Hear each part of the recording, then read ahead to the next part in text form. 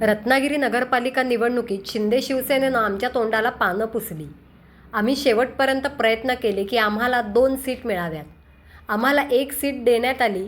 तिथेही शिंदे सेनेच्या उमेदवारांनी अर्ज भरला. त्यामुळे आम्ही महायुतीतून बाहेर पडण्याचा निर्णय घेतला आहे, असा गौप्यस्फोट राष्ट्रवादी अजित पवार पक्षाचे नेते बंटी वंजू यांनी केला आहे. आमच्याबद्दल अफवा पसरवल्या गेल्या की आम्हाला कोणीतरी उभं केलं आहे, परंतु तसं काहीही नाही. आम्ही विकासाचा मुद्दा घेऊन निवडणुकीत उतरलो आहोत, असं ते म्हणाले. मुंबई येथे राष्ट्रवादी काँग्रेस पार्टी आणि महायुतीच्या संयुक्त मिटिंग पार पडल्या.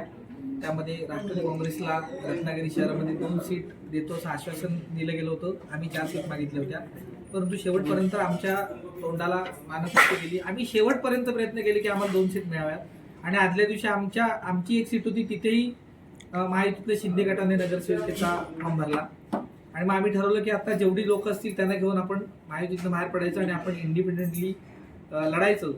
आणि त्याच वेळेला आमच्या बरोबर वशीरभाई आणि राजेंद्रदा आणि ती संपूर्ण टीम आमच्यावर आली.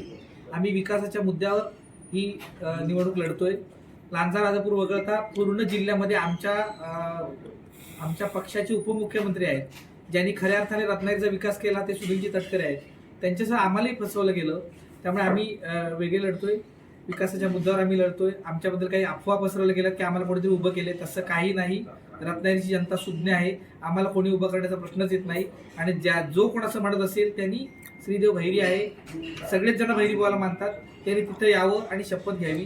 आम्ही विकासाच्या मुद्द्यावर शहरासाठी गेलेलो आहोत. शहरामध्ये गेले 10 वर्षात अनेक प्रश्न प्रलंबित आहेत. सगळे प्रमुख जे निवडून आलेले आहेत ते महायुतीचे आलेले आहेत, तरीही कुठेतरी आम्ही असं मानतो 80% काम शिल्लक आहे. तर ते करण्यासाठी विकासाच्या दृष्टीने आम्ही बशीरभाई, राजेंद्र आणि बाप्पा सावंत असेल, आमची संपूर्ण टीम असेल, आम्ही महायुतीतनं बाहेर पडू.